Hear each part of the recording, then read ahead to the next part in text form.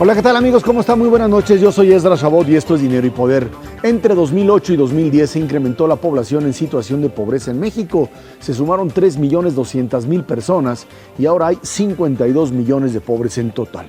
Esto representa un incremento de 44.5 a 46.2% del total nacional. El Coneval señaló que este resultado se debió a la caída de los ingresos por la crisis 2009 y al aumento en lo que sería el precio de alimentos, que han tenido incrementos constantes desde 2008. Nos acompaña aquí en el estudio de Dinero y Poder el doctor Gonzalo Hernández Licona, secretario ejecutivo del Consejo Nacional de Evaluación de la Política de Desarrollo Social, todo eso, el Coneval.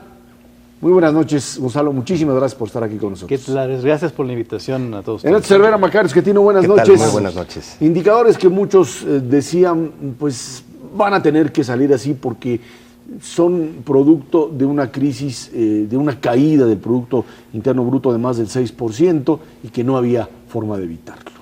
Esa es la razón más importante. El ingreso cae, lo había dicho el INEGI hace unos días, menos 12.3%, sobre todo en áreas urbanas, sobre todo en deciles medios y altos.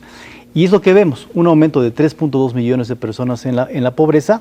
El ingreso se cae, también aumenta la carencia de acceso a la alimentación, pero también es cierto que mejoran otras dimensiones de la pobreza, como el acceso a la salud, el acceso a la seguridad social, la calidad de la vivienda, y todo eso conforma la pobreza. Esa es la historia en México recientemente, en donde parecería que hay dos carriles en el que vamos en materia de pobreza. El carril en el que el ingreso bajó y en el que el ingreso, si me permites, no ha subido mucho en los últimos años tampoco. El crecimiento económico en México es muy bajo. Y el segundo carril, más favorable, de aumento en las coberturas básicas en prácticamente todas las entidades federativas. Esto implica que, de una manera clara, tanto programas de atención social como servicios que provee el Estado son algo así como la red que contiene el crecimiento de la pobreza. Esa fue la red que contuvo. No todos los programas contribuyen a esto, hay que decirlo, hay unos programas mejores que otros, pero esa red de coberturas fue la que sirvió. Hay que tener un elemento de calidad de los servicios, pero en cobertura así fue. Ahí tenemos una gráfica, una primera gráfica sobre precisamente el cambio de personas en situación de pobreza en nuestro país, y en donde uno pensaría que tenemos lo que podríamos llamar un cambio importante en lo que gente que pasa al nivel de pobreza, pero también una variable en pobreza extrema que pues habría que explicar. Así es, ahí podemos ver lo que le pasó al ingreso. Más porcentaje de personas tuvieron un ingreso bajo, el acceso a la alimentación se perjudicó, hubo los avances hacia abajo que se puede ver, que la gente tuvo más acceso a la salud, las coberturas mejoraron en educación, en la parte de vivienda, y la pobreza que sube 3.2 millones y la pobreza extrema que mantiene 11.7 millones, en parte porque las áreas rurales fueron las que menos afectaron por esta crisis, sin lugar a dudas. Una de las grandes ventajas que tenemos, me parece, en los últimos años es que estamos midiendo ahora la pobreza, como le llaman ustedes, de forma multidimensional, no únicamente una cosa. Antes se medía nomás si el ingreso alcanzaba o no alcanzaba, y ahora pues todas estas otras cosas, educación, salud, seguridad social, las características de la vivienda, que permiten entender mejor la pobreza como lo es hoy en el país. Es decir, varía mucho, hay gente que puede tener ingresos pues no muy bajos, pasa por ejemplo en el Distrito Federal, personas con ingresos que vistos en cualquier otra parte no estarían mal, pero pues no tienen acceso a salud o educación o seguridad social y en consecuencia serían pobres. En esta segunda gráfica viene esta distribución de la pobreza de acuerdo a las características de las viviendas, de la educación, los accesos a estos bienes básicos y los ingresos, que creo que es muy útil para poder ver la diferencia entre lo que es ser pobre extremo, pobre, vulnerable o no pobre, ¿no? Esta forma de medir pobreza, que viene directamente del Congreso, donde tiene todos esos elementos, podemos ver cómo la población se divide. La población en pobreza, los 52 millones de personas, dentro de ellos los pobres extremos, 11.7 millones, pero también hacemos visible la población que es vulnerable. Por ejemplo, la población vulnerable por carencias, 32.3 millones de personas. La gente, como tú decías, que si bien el problema no es el ingreso, no tienen acceso a la seguridad social o a la salud, y eso es grave, porque pueden sufrir doble, la salud y no tener con qué pagar ese acceso, y la población vulnerable por ingreso, aquella que no tiene ninguna carencia, pero que en ese momento de la encuesta tiene problemas por ingreso, que suman 6.5 millones de personas. Esto es además muy interesante porque ocurrió un fenómeno que me parece los medios no han reflejado todavía, pero en los datos es muy interesante. Creció la pobreza, pero también creció la no pobreza. Es decir, el grupo de personas que son no pobres en México es más grande en 2010 que lo que era en 2008. Fuimos mejorando también simultáneamente, pues. Sobre todo en la parte de coberturas básicas. Esa población que es en donde quisiéramos que estuviera la población de México, no pobre y no vulnerable, de 21 millones, ese es a lo que quisiéramos como mexicano ir año con año. Gonzalo, en este baile de la pobreza, pues no a todas las entidades federativas les fue igual. Hubo unas que inclusive abatieron el nivel de pobreza y la mayoría, sin duda alguna, unas en muchísimo mayor proporción, tanto la pobreza total como la pobreza extrema. Hay, digamos, fenómenos muy claramente identificados. Eso se asocia un poco a que la mayor cantidad de pobres nuevos, llamémosle de esta manera, tienen una vinculación con la parte urbana, y es precisamente por la caída en los ingresos, claro. Digamos, eso puede ser uno.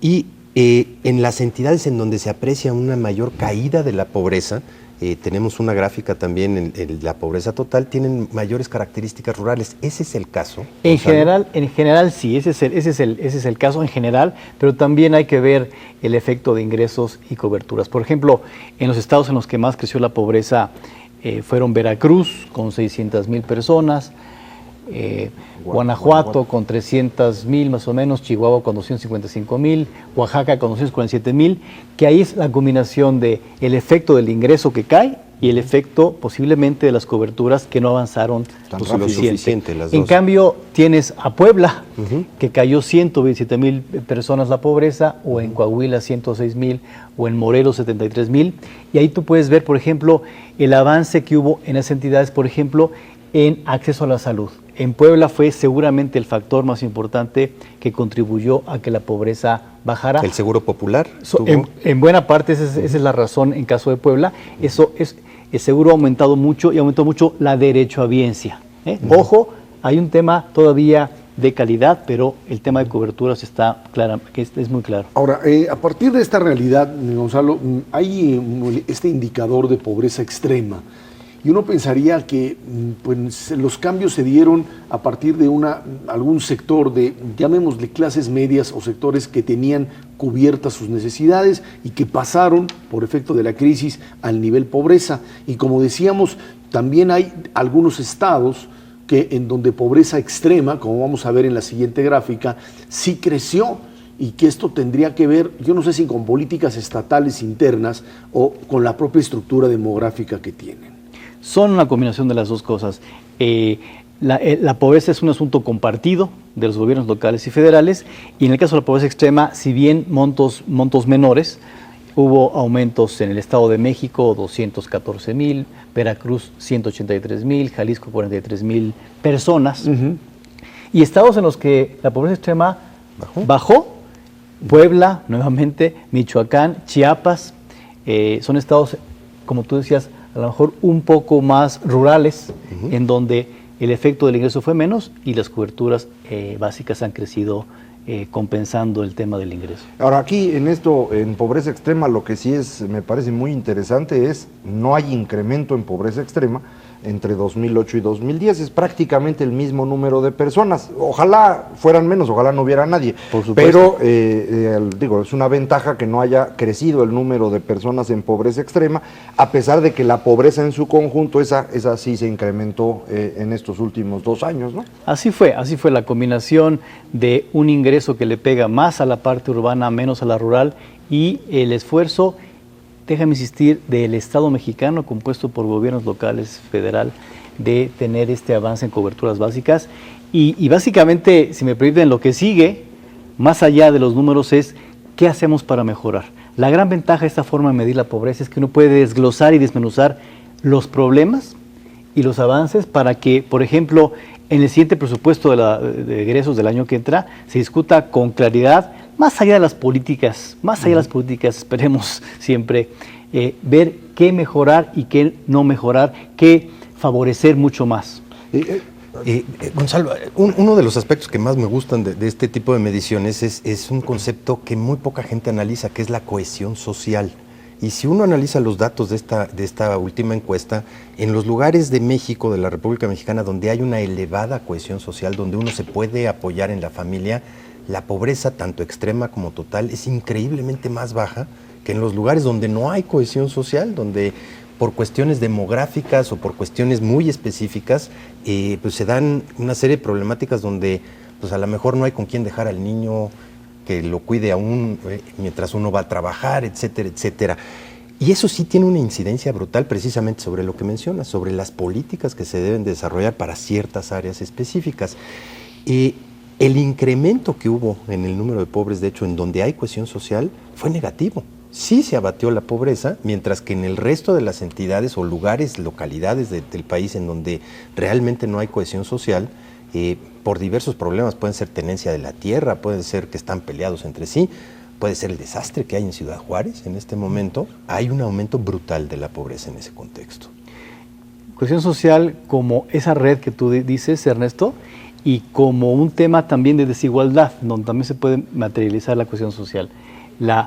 Una de las razones de que la pobreza sea alta en diferentes lugares es que la desigualdad es alta. Es correcto. No es un tema de ingresos totales, sino de diferenciación y distribución del ingreso, lo cual resalta lo que tú estás diciendo sin ninguna duda. Sí, y por ejemplo, algo que tendría incidencia brutal es una guardería en algún lugar específico, claro, donde se nota que no hay, por las propias cifras, no hay nadie que se quede con los niños para que puedan ir a trabajar las señoras, tendría muchísimo más impacto que cualquier otro tipo de ayuda directa. Totalmente. Al respecto, aprovechando la información que ustedes presentan, yo me puse a hacer numeritos con los distintos estados de la República y encontraba yo que tenemos unas diferencias muy significativas entre entidades federativas.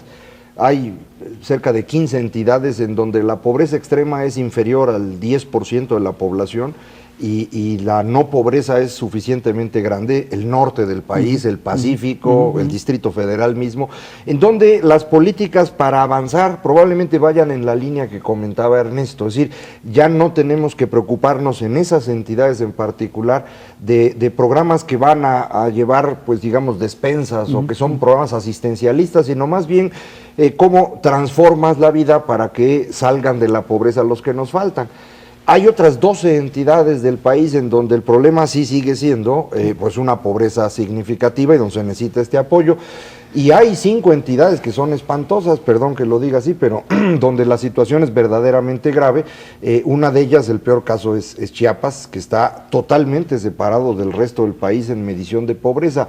¿No convendría ir pensando en estas políticas regionales diferenciadas, a lo mejor dejar de tener una política única nacional y empezar a pensarlo en términos regionales? ¿Cómo lo verían ustedes? Esta información, Macario, nos da exactamente ese análisis que estás tú diciendo, en donde tienes los porqués a nivel de los factores o las dimensiones y los porqués a nivel regional y estatal, y en noviembre, adelanto, a nivel municipal, lo mismo a nivel municipal, para afinar mucho más la política pública. Chiapas, por ejemplo, tiene, como ustedes lo saben, ya un par de ciudades rurales, que lo que buscan es tratar de aglutinar a la población que está dispersa en Chiapas, para no andar repartiendo servicios públicos, que es caro, y no hay dinero que alcance, y tratar de regionalizar, de aglutinar a la población. Habrá que ver ese ejercicio de Chiapas, que es interesante. Recordar que en Chiapas bajó la pobreza extrema porque los efectos, sobre todo en los 28 municipios, están siendo importantes, pero estoy de acuerdo contigo, diferenciar esta información nos ayuda a diferenciar la política pública y a no decir, mira, la pobreza bajó o subió y por lo tanto hay que hacer esto o esto. No, es diferenciado. A lo mejor rescatar como nivel más general del país el crecimiento económico que en México nos hace falta y que ayudará al empleo y al ingreso con y sin crisis económica. En todo caso, lo que podríamos esperar para el periodo 2010-2012, a partir del crecimiento económico que se está dando y que probablemente se genere, sí sería un cambio mucho más importante que el que hasta ahora hemos tenido, porque bueno, crecimiento económico finalmente implica mayores empleos y esto implica reducción de pobreza. Por supuesto no la suficiente, por supuesto no en los niveles que se quisiera, pero es muy probable que para 2012 este escenario cambie en forma importante. En tanto, por supuesto, no hay crisis económicas, están ahí los nubarrones, hay que esperar que no se materialicen, pero por supuesto esto cambia. El salario, si bien no ha crecido, se ha estabilizado 2010-2011, habrá que ver qué pasa. Tenemos un indicador trimestral, nosotros que ustedes conocen muy bien, que nos adelanta cómo puede ir la economía y hay que verlo, hay que analizarlo y hay que ver las cifras. Yo creo que, déjame resaltar algo, Ezra, hoy podemos tener un diagnóstico claro, contundente de la pobreza. Hay una institución como el Coneval con plena autonomía que nos dice cómo vamos, para bien o para mal. Ese es un avance democrático que hay que rescatar y que ahora también se materializa en ver cómo están los estados, cuáles han avanzado y cuáles no. Antes no sabíamos ni por dónde íbamos y esto es un avance que en serio contribuye a consolidar la democracia y la transparencia de este país, sin duda. Gonzalo Hernández Licona, secretario ejecutivo del Coneval, muchísimas gracias por estar aquí con nosotros. Muchas gracias, Ezra. Vámonos a una pausa. Esto es Dinero y Poder.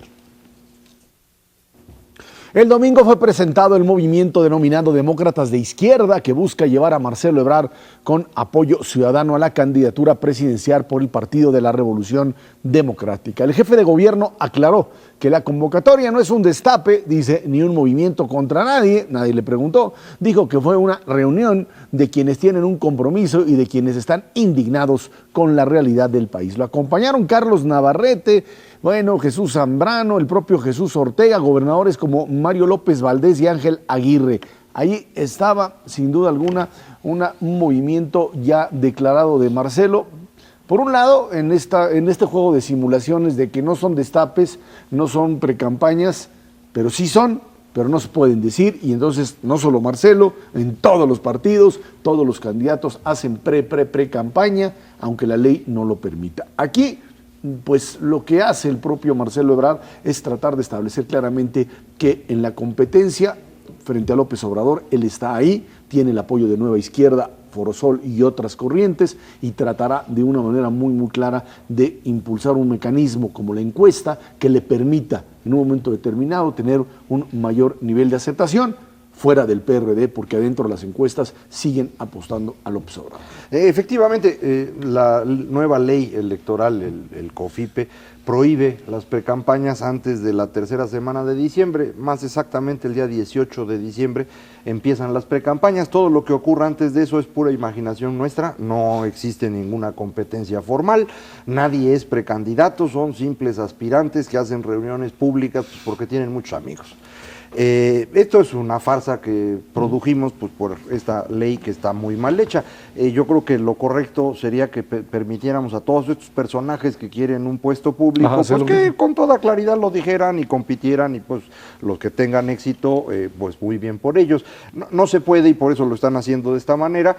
Marcelo Ebrard necesita moverse muy rápido para enfrentar a un López Obrador, al cual ese sí la ley no le preocupa, porque él ha sido precandidato pues desde que empezó este sexenio. Nadie le ha dicho nada, la ley no se le ha aplicado, como ha sido su caso en muchas ocasiones, y esta ventaja me parece desleal que tiene López Obrador frente a Marcelo Ebrard obliga a Marcelo a pues tratar de colocarse en la opinión pública más allá del Distrito Federal. Es indudablemente muy conocido aquí y habrá ya opiniones sobre si es bueno o malo en su trabajo, pero fuera del DF es menos conocido y tiene que pues empezar a popularizar su imagen si quiere ganar esta encuesta interna con la cual definir el candidato en los próximos meses. Ahora, sí tiene un reconocimiento de marca a nivel nacional. 70% de la población sabe quién es Marcelo, está digamos en un segundo escalón muy atrás de Peña Nieto y de López Obrador, pero sí tiene un reconocimiento de marca muchísimo más amplio que podrían tener algunos candidatos del PAN que están en los 50 bajos. De todas maneras, esta mini destape light, por llamarlo de alguna manera, sí pone en una tesitura ya de carrera y de confrontación al PRD. Y van a tener que tomar una decisión muy importante, trascendente. Lo hemos venido platicando ya desde hace un buen rato, es que la izquierda, llamémosle, se mantenga unida con un solo candidato, o la decisión que todo mundo está temiendo, especialmente la gente de izquierda, que es 2 candidatos, uno por el PT y Convergencia y aledaños, y otro por el PRD, que lo llevaría literalmente a un resquebrajamiento histórico en las izquierdas del país. Yo no sé si le vaya a dar tiempo de aquí a diciembre a Marcelo para reposicionarse, porque sí tenía una ventaja hace 6, 7 meses sobre López Obrador en encuesta abierta y en encuesta cerrada dentro del PRD.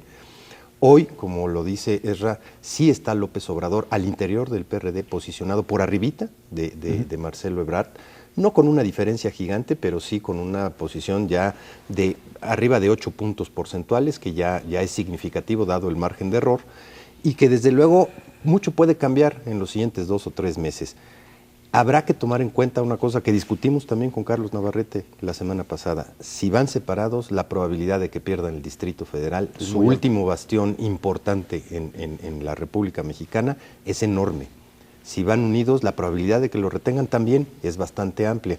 Y en ese juego, pues la parte de lo que se está jugando en los próximos 3 meses dentro de la izquierda mexicana es crucial, es vital, es mucho más allá que definir solamente el candidato, es la supervivencia de un partido necesario en este país para mantener el balance. Ahora, a partir de esta realidad, lo que es cierto es que en las elecciones se ganan con dinero y con más dinero. Eso es un elemento fundamental. Andrés Manuel López Obrador tendrá el presupuesto que tiene el Partido del Trabajo, Convergencia, René Bejarano y algunos de los sectores dentro del PRD capitalino que le pueden suministrar recursos. Marcelo tiene las llaves de la ciudad, si se le quiere llamar así, y lo que esto implica en el terreno formal e informal.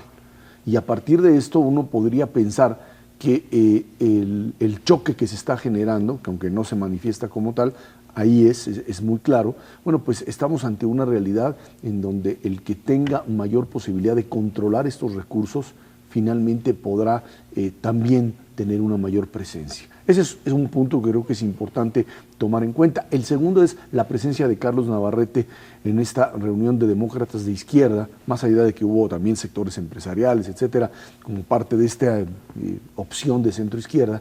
Carlos Navarrete aparece ahí y suena a que se trata básicamente pues de este acuerdo entre Marcelo y Nueva Izquierda, que podría ser finalmente la candidatura de Navarrete y la de Marcelo como parte, digamos, de un modelo unitario frente a un López Obrador que insiste en un Ricardo Monreal para la Ciudad de México. Sí, indudablemente la negociación tiene que ir por los 2 espacios, porque como bien decía Ernesto hace un momento, el Distrito Federal es el principal bastión del PRD y de ahí han podido hacer presencia nacional razonable. Cuando la campaña de 2006 se hablaba de que una parte de los recursos que había tenido López Obrador para su campaña, pues precisamente provenía de su espacio como jefe de gobierno, que le había permitido establecer relaciones que llevaban esos recursos. Eso hoy no lo tiene López Obrador, lo tiene Marcelo Ebrard, y esto es importante en términos de financiamiento. Y por el otro lado, la posibilidad de acordar entre Marcelo y Nueva Izquierda para que Navarrete sea el candidato, que estuvo aquí con nosotros hace unos días para explicar precisamente esta intención que tiene, tampoco es precandidato, es simplemente un aspirante. Bueno, es un arreglo que puede ser útil para Marcelo Ebrard, pero sin lugar a dudas pone muy complicada la situación al interior del Distrito Federal, porque hay que recordar que buena parte del PRD en el Distrito Federal sigue siendo pues terreno de René Bejarano y Dolores Padierna, que son más bien cercanos a Andrés Manuel López Obrador. Entonces el conflicto entre los dos pues va a ser difícil de manejar y bueno, vamos a ver cómo logran acomodarse en los próximos meses. Ahora, no es limitativo al PRD, pero lo triste es que no estamos discutiendo quién trae el mejor proyecto, sino quién hace fuerzas y dentro de este contexto de a ver quién hace venciditas de la mejor manera, pues vamos en la tercera y esta es la definitiva. Cuando se echa 2 de 3, simplemente Lo que hemos visto en términos de estrategia política del PRD durante el último año no ha funcionado. No les funcionó salirse de las coaliciones, fueron arrasados en el Estado de México. Vamos a ver un penúltimo ensayo ahora en Michoacán. La probabilidad de que salgan airosos en el contexto que está viviendo Michoacán en este momento es bajísima y no vemos ningún viraje estratégico político también ahí en favor de una izquierda unida por una parte y de una izquierda que tenga alguna propuesta específica para este país. Y desafortunadamente seguimos pues discutiendo eso. ¿Quién le puede dar supervivencia al PRD vis a vis quién puede generar un proyecto de país diferente? Pero ahí sí creo que es más o menos clara la diferencia entre los dos grupos, ¿no? Es decir, por un lado Andrés Manuel y digamos su potencial candidato, que sería Ricardo Monreal, al Distrito Federal, pues representan una forma de ver las cosas muy distinta de Marcelo Ebrard y Navarrete. Y a mí me parece que sí hay una diferencia de proyecto pues más o menos transparente, en donde Andrés Manuel, Monreal y sus demás aliados políticos, en mi opinión, representan esta parte muy, muy vieja de la política mexicana, muy corporativa y clientelar, y Marcelo, Navarrete, Nueva Izquierda, han mostrado ser una postura más moderna, probablemente con menos atractivo para ciertos grupos que están acostumbrados a recibir transferencias, pero bueno, pues creo que tienen mejores propuestas, las escuchábamos aquí, las de Navarrete la semana pasada, y bueno, Marcelo Ebrard me parece que ha sido muy claro en qué es lo que quisiera hacer, lo ha hecho en el Distrito Federal. Algunas cosas estarán mejor que otras, pero en general creo que sí son dos posturas totalmente distintas. ¿Tú crees que de veras vayan a llegar a un debate? Yo no sé si a un debate, lo que pasa es que esto terminará en una definición muy clara del método, o sea, con el método para elegir, ahí estará, ahora sí que la llave para que uno u otro grupo se pueda declarar ganador. Y no hay muchas opciones, ¿no? ¿Es a mano alzada o es con encuesta? Bueno, es con encuesta, el problema es cómo se arma y bajo qué mecanismos el caso de encuesta parece fácil, pero no lo es. En Nayarit ese era el arreglo entre PAN y PRD, una encuesta y el que estuviera más alto. A la hora que se hizo la encuesta, pues el que estaba más alto era la señora Chavarría, pero Guadalupe Acosta dijo, no, ella va más alto, pero yo voy creciendo más rápido, entonces deberíamos considerar esto, y ahí se descompuso todo. Ahora, lo que sí es cierto es que López Obrador en este momento no tiene la fuerza suficiente como para aspirar a mostrarse como un candidato ganador. O sea, está muy lejos en las encuestas, tiene un voto negativo muy alto.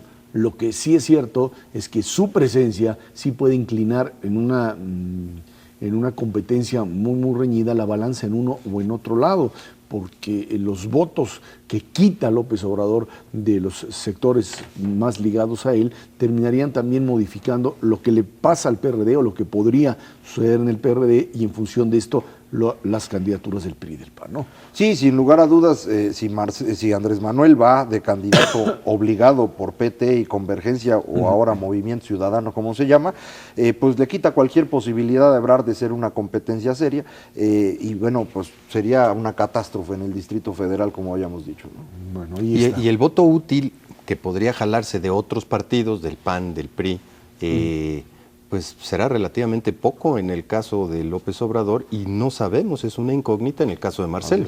Ahí están los puntos. Vamos a una pausa y de regreso vamos a platicar con usted el acuerdo que se logra ya en la Unión Americana después de semanas y semanas de desgaste, algo que no deja contento prácticamente a nadie. Esto es Dinero y Poder. Se acabó la angustia para Estados Unidos y el mundo, y ahora viene la preocupación. Demócratas y republicanos alcanzaron un acuerdo para elevar el techo de deuda en los Estados Unidos. La reducción del gasto será significativamente mayor a la propuesta por los demócratas. Ascenderá a $3 billones de los de aquí en 10 años y afectará a los programas sociales más necesarios para los pobres, incluida la asistencia sanitaria y las ayudas a impedidos físicos o familias con escasos recursos. Más allá de lo económico, demócratas y republicanos intentan aprovechar esta larga y complicada crisis para transformarla en una victoria política, si es que alguien lo puede hacer. El duelo partidista rumbo a la elección presidencial de noviembre de 2012 continuará en todo lo que da, durante lo que resta de este 2011 y por supuesto en adelante. Pero bueno, el fuego que parecía que nadie estaba atendiendo o que se le había olvidado, dicen a Obama, porque ya desde hace mucho tiempo se decía se va a acabar, hay que renegociarlo. Ahora sí que actuó, dicen Obama, como político mexicano, diciendo al final se arreglan y ya vemos cómo le hacemos. Y ahora sí que se le empezó a quemar directamente todo lo que podríamos denominar yo creo como que fue su capital. más que eso, yo creo que fue ingenuo, porque desde hace 6 meses todo el mundo ya lo traía en la cabeza, este problema del techo de la deuda en Estados Unidos, y cuando se le preguntó y se le confrontó a Obama en enero de este año, él dijo que él confiaba en la responsabilidad de los republicanos. Esa fue su respuesta. Tómala. Hoy se topa pues, con una pared gigante, y es irresponsable no solamente la actitud de los demócratas, sino también la de los republicanos, y sobre todo se expone una vulnerabilidad extraordinaria del sistema político norteamericano, en donde una minoría en una cámara específica puede poner en jaque al gobierno entero y tomar como rehén al propio presidente de los Estados Unidos, fenómeno que no se presentaba hacía muchísimo tiempo en el marco de las decisiones económicas. Yo te diría, más allá del acuerdo, simplemente no están resueltas las cosas en Estados Unidos. Viene un periodo crítico porque un ajuste de este tamaño en el gasto público, al cual se forzó al presidente Obama a tomar para no entrar en una crisis tremenda, va a tener repercusiones sobre el crecimiento de la economía norteamericana, porque dudo mucho que en los próximos 2 años este impulso que se le dé a no haber aumentado los impuestos alcance para tener una reactivación económica de la que necesita Estados Unidos precisamente para salir de una crisis de esta naturaleza. Macario, el día de hoy, además de que, bueno, pues los mercados ya, más bien ayer, no le hicieron mucho caso al acuerdo. Hoy hay indicadores que hablan directamente de falta de crecimiento en los Estados Unidos, desconfianza del consumidor, que cae más allá de lo que se había planteado. Parecería ser que esto que pues simplemente reduce la posibilidad de una hecatombe, que era lo que iba a suceder si se declaraba esta suspensión, viene a confirmar que la desaceleración económica se dará y parece por lo pronto más profunda de lo que parecía originalmente. No lo sé, eso no está claro. Lo que sí está claro es que Estados Unidos gasta más de lo que tiene y que cuando una nación gasta más de lo que está ingresando, tarde o temprano va a tener problemas, y Estados Unidos ya llegó a donde están los problemas. Frente a esos problemas, los consumidores, los inversionistas empiezan a dudar del futuro del país y por consecuencia se ven las cifras a las que tú te referías. Sin embargo, si uno ve el comportamiento de la economía estadounidense fuera del asunto financiero y político, ahí la lleva. No tiene en este momento problemas mayúsculos. El problema tiene que ver con la parte financiera, porque se están endeudando día tras día. La razón de que tenía que moverse este techo de deuda a más tardar el día de hoy es que para mañana no les alcanzaba lo que tenían en caja para los gastos que tenían que enfrentar. Así de sencillo. Cuando uno llega a esa situación, pues ya se pone feo el asunto. Es como pues, si uno debe la renta 3, 4 meses y luego pues te van a correr, o debes la hipoteca y el banco va y te quita la casa o te quita el coche. Eso es feo, no debería pasar. Entonces uno tiene que programar las cosas para evitar que eso ocurra. Obama efectivamente no lo hizo y está en una situación grave. La reducción de gasto hacia adelante es una reducción de deuda realmente. Es decir, Estados Unidos se iba a gastar, según sus cuentas, que no son pesimistas, son optimistas, iban a gastarse en los próximos 10 años $10 billones más de lo que iban a recaudar. Bueno, ya no se van a gastar 10 billones más, nada más 7. Entonces realmente no han resuelto absolutamente nada. Lograron salir del problema de corto plazo, pero la economía estadounidense no está funcionando lo suficiente como para financiar a su gobierno todos los gastos que tiene que hacer. Por eso las empresas calificadoras ya anunciaron que van a quitarle la calificación máxima que tiene Estados Unidos, porque dudan que pueda pagar adecuadamente en los próximos años.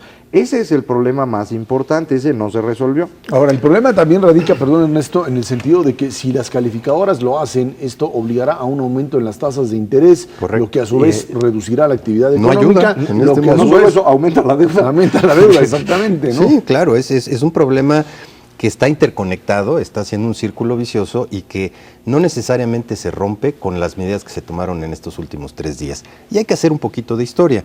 En los 8 años que tuvo Clinton, este problema no se suscitó. De hecho, hubo una reducción en la deuda total, tuvieron superávit económico, y no es cierto que el problema de déficit público en los Estados Unidos se haya arrancado con la administración Obama. Se exponenció, no hay ninguna duda, para hacerle frente, pero es un déficit económico del gobierno de los Estados Unidos que se arrastró durante toda la administración Bush, y se agrava brutalmente con la administración Obama. no es una cosa que se pueda corregir de la noche a la mañana. Ya se aventaron 11 años debiendo y acrecentando su deuda de manera irracional y exponencial. Y no solamente el gobierno de los Estados Unidos, las familias y las empresas norteamericanas tienen también un problema. Las familias y las empresas ya lo empezaron a afrontar desde hace un par de años. El gobierno no, hasta ahorita. De hecho, este cambio de los últimos 2 años, donde las familias y las empresas se desendeudan y el gobierno se endeuda, es el mismo fenómeno. El gobierno empieza a capturar la deuda privada. Claro. Es el mismo fenómeno de México 95.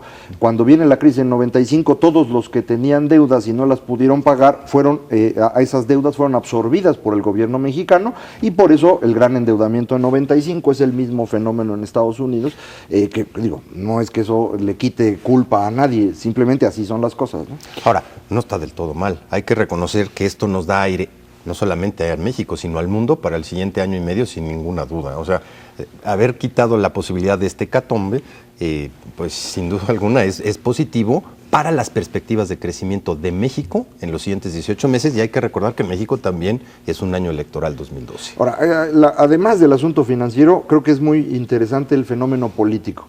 Efectivamente, Obama pecó de irresponsable pensando que los otros iban a ser responsables. Los republicanos, viendo el hueco, dijeron, pues acá nos torcemos a Obama, y entonces le empezaron a aventar. Lo que no se dieron cuenta los republicanos es que ellos traen una serpiente adentro, verdaderamente preocupante, que es el Tea Party. Que los ultraconservadores. Sí, que en mi opinión es exactamente lo mismo que el Frente Amplio y Progresista que tenía Andrés Manuel en la legislatura anterior. Es un grupo de personajes que no les interesa en absoluto cómo funcionan las cosas. Ellos quieren lograr su objetivo a como dé lugar. El objetivo del Tea Party es ver cómo hacen para destruir al gobierno estadounidense, hacerlo lo más chiquito que se pueda.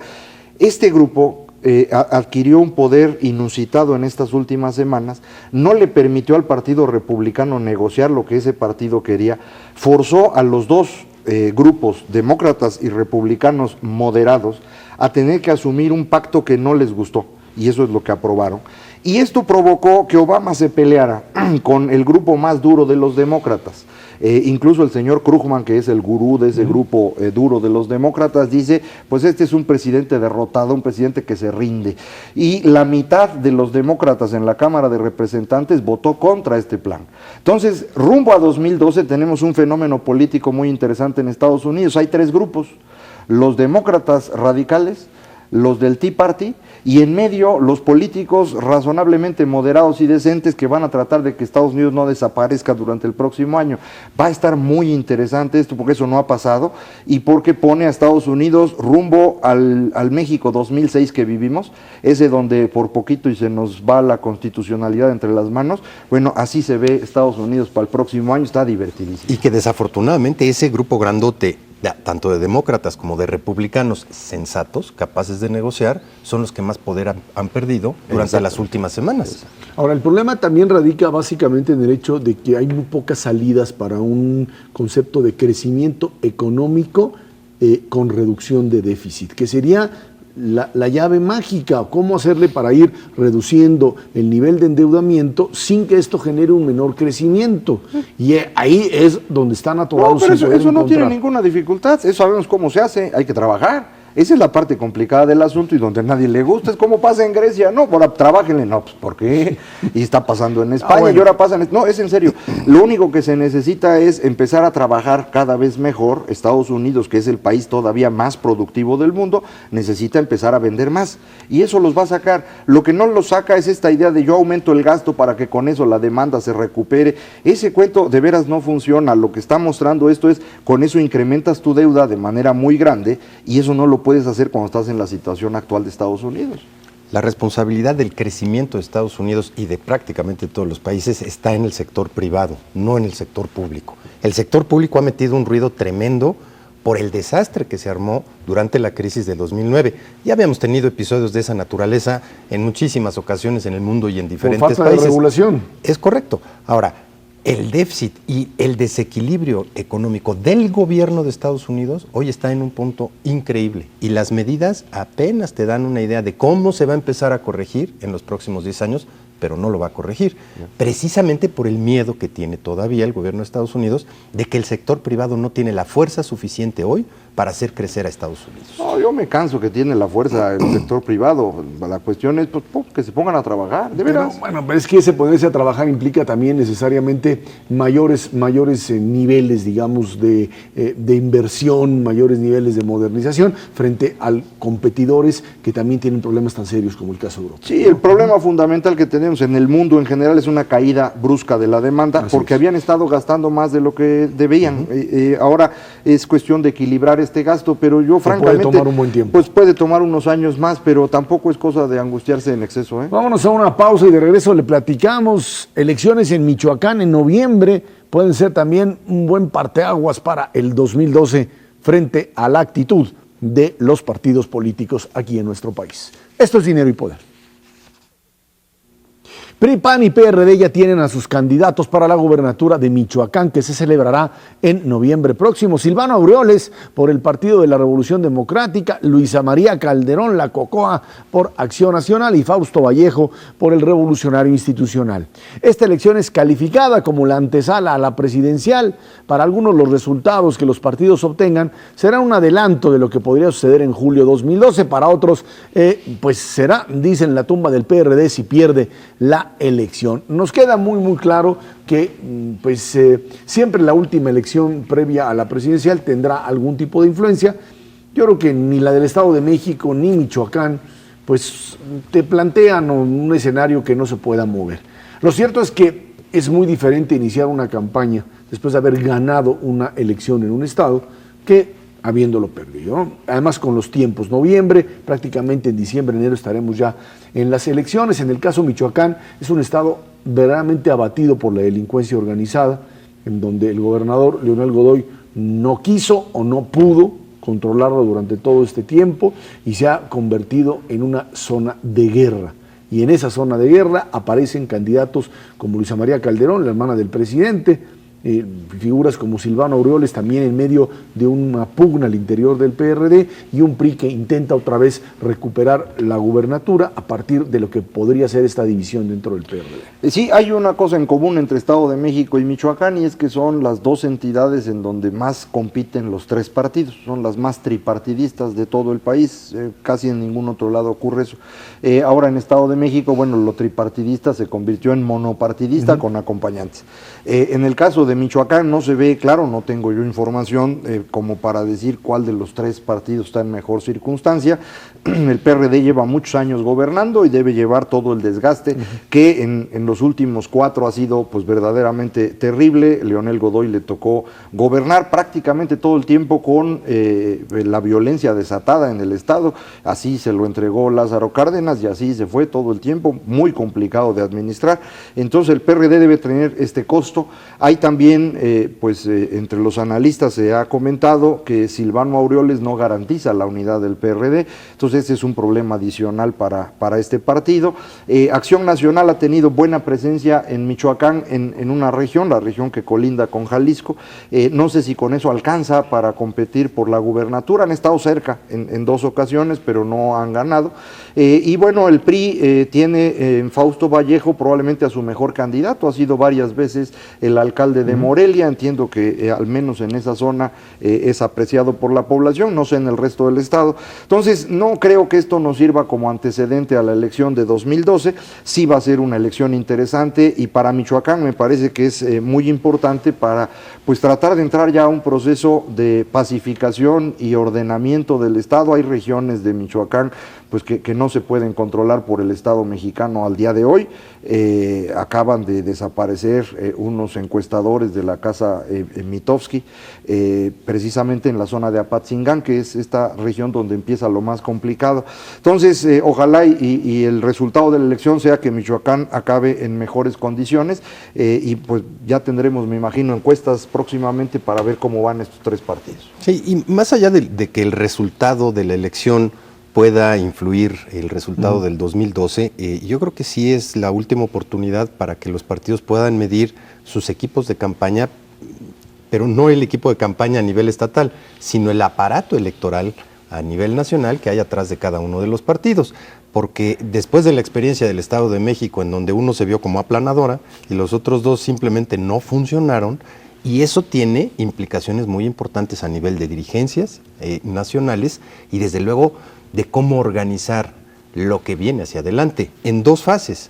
Pasandito Michoacán, tienen que hacer sus propios escenarios de elecciones internas, que habrá algunos partidos que saldrán más raspados que otros y otros que tendrán procesos mucho más limpios y decir rápidamente vamos a escoger a nuestro candidato, y después la buena, porque yo sí veo aparatos electorales completamente diferentes en estados, unos muy rezagados, y pongámosle nombre y apellido. El PAN dio un ejemplo muy claro de que no está listo para enfrentar una elección de la naturaleza de la del Estado de México, fue muy evidente, y el PRD también tiene problemas muy serios para definir esto de manera conjunta.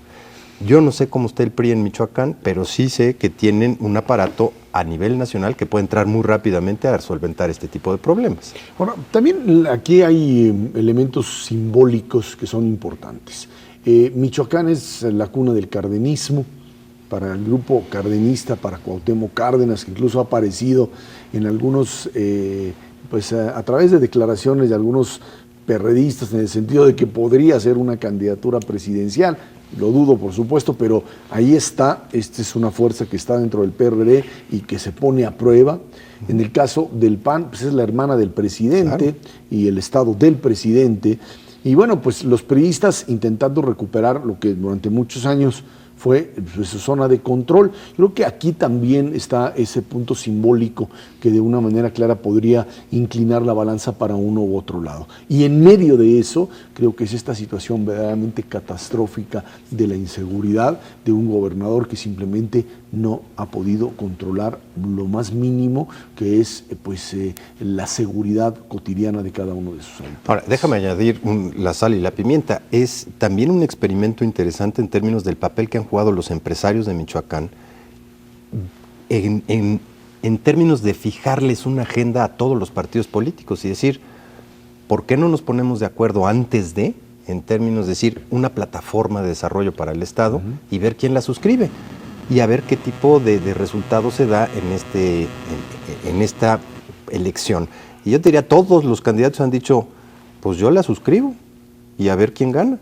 Pero la verdad de las cosas es que del dicho al hecho hay un terreno gigantesco. Yo dudo mucho que a final de cuentas el que resulte vencedor en estas elecciones de veras se acerque con los empresarios y de veras les diga, vamos a revisar todo lo que han venido trabajando, no desde hace poquito. Estos empresarios michoacanos han venido trabajando en un plan de desarrollo estatal de veras desde hace una buena cantidad de años. E incluso, a lo mejor ya se nos olvidó, pero incluso este mismo grupo es el que trató de promover que hubiera una candidatura única. Es correcto. Donde los tres partidos se unieran, algo que es totalmente absurdo, sí, en mi opinión.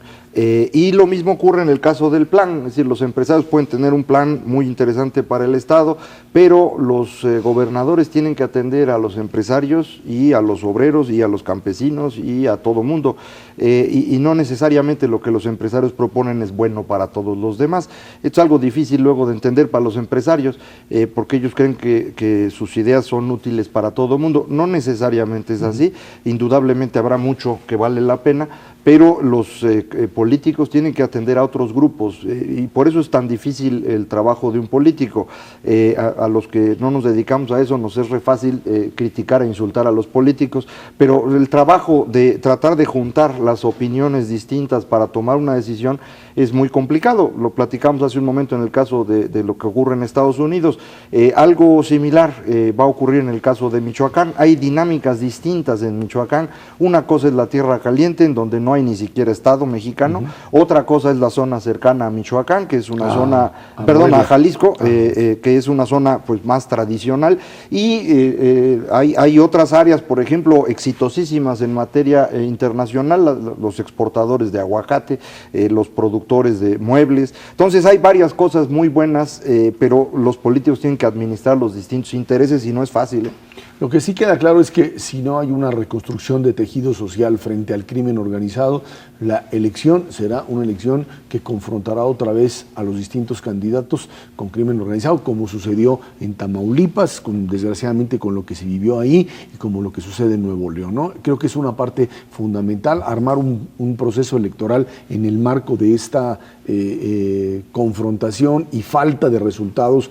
Estamos hablando ya de varios años en donde esto está presente, policías federales que de una o de otra manera tampoco han tenido ahí suficiente apoyo, dicen, y éxito, por supuesto, en el manejo de esta situación, ¿no? Sí, yo creo que el próximo gobernador o gobernadora tiene que comprometerse antes que nada a restablecer la seguridad y el Estado de Derecho y a aplicar programas como los que se refería Ernesto que pueden ayudar al desarrollo, pero antes que eso, seguridad y Estado de Derecho.